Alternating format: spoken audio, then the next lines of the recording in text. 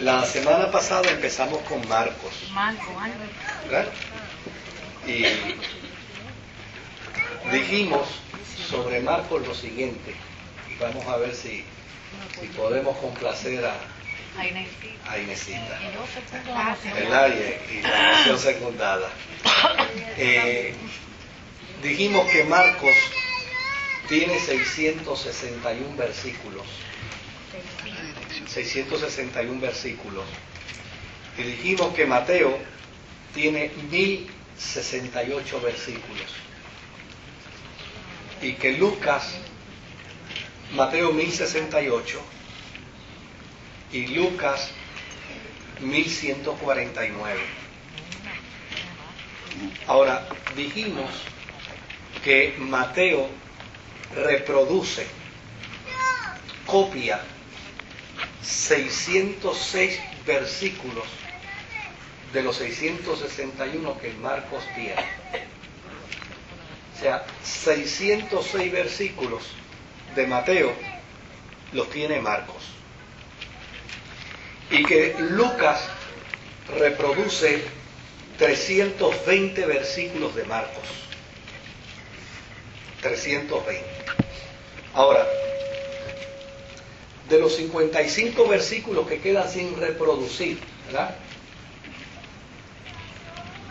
Lucas reproduce 31 versículos de esos.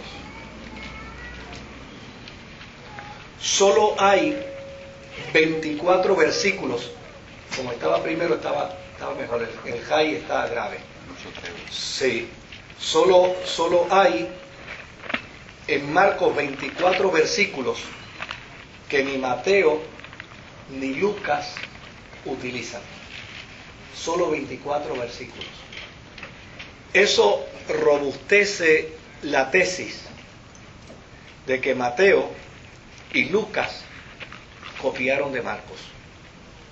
Porque desde luego, ellos son los que más tienen de Marcos. Y quien más tiene de alguien, pues fue porque le añadió más, ¿verdad? Le añadió más. Así que eso robustece esa tesis. También es importante señalar que Mateo utiliza el 51% de las palabras de Marcos, literalmente. Literalmente el 51% de las palabras. O sea, no cambia nada del texto. Lo dice literal.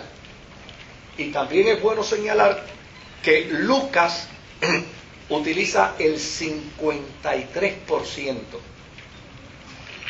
O sea, literalmente. De Marcos. De Marcos. El 53%. Oye, Sammy Clemente, si tú prendes por lo menos esa consolita y esta, el Señor te lo va a pagar con creces. Te va a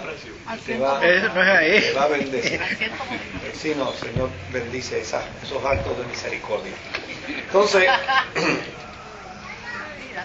otra de las cosas que es importante observar con respecto a Marcos, Mateo y Lucas es que el orden de los acontecimientos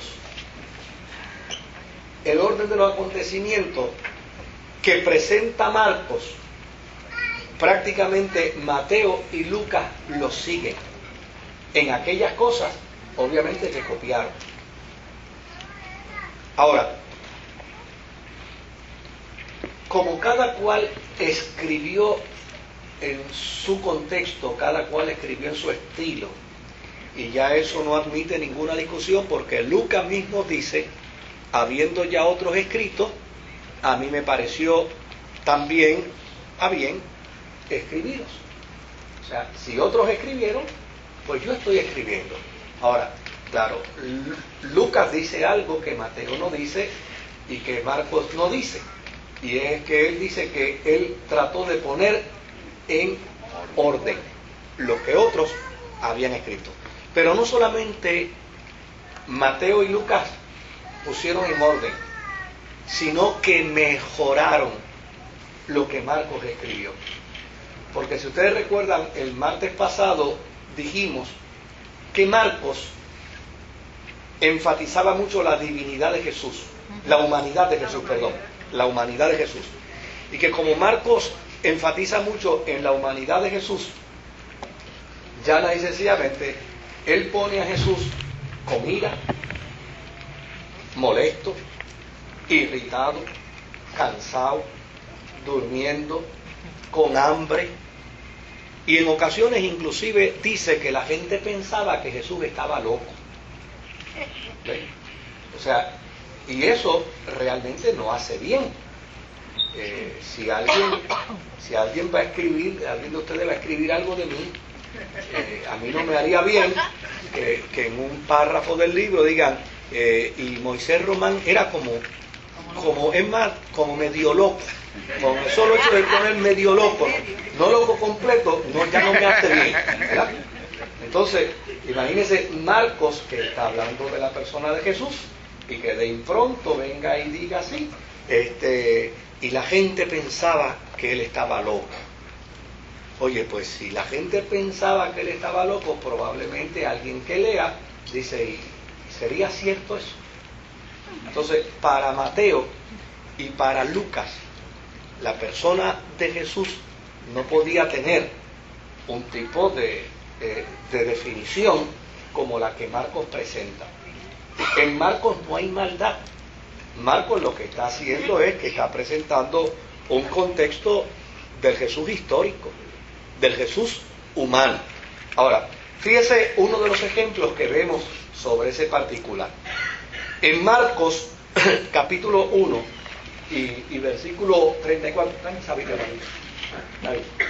Marcos 1:34, usted lee, por ejemplo, a Marcos 1:34, y mire lo que usted va a leer ahí, y lo voy a leer yo por el hecho de que la grabación se pueda escuchar bien y completa.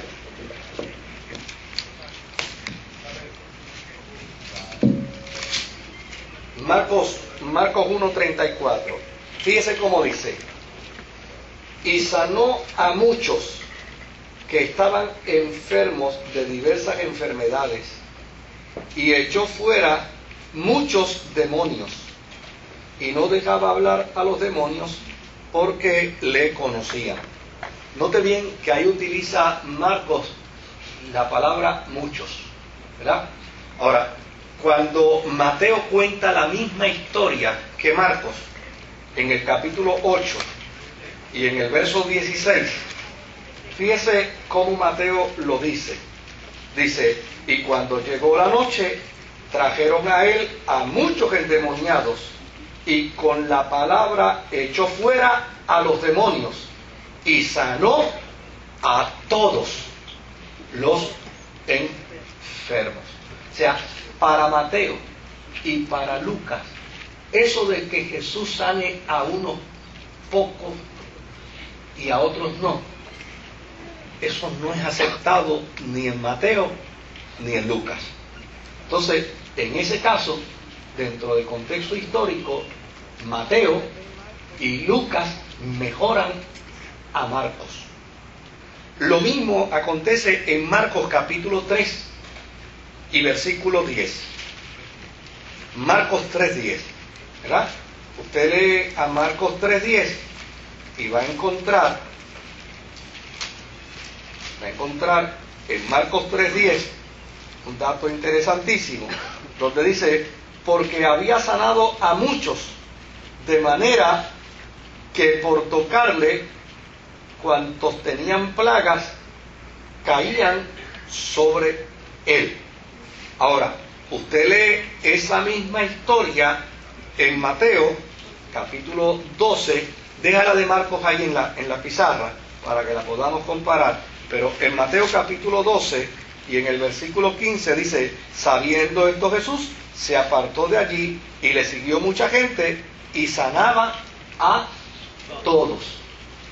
¿Ves? O sea, que a la hora de hacer la transcripción, Mateo y Lucas mejoraron lo que Marcos había escrito. Claro, los teólogos por ahí se mandan a hacer una serie de planteamientos y de argumentos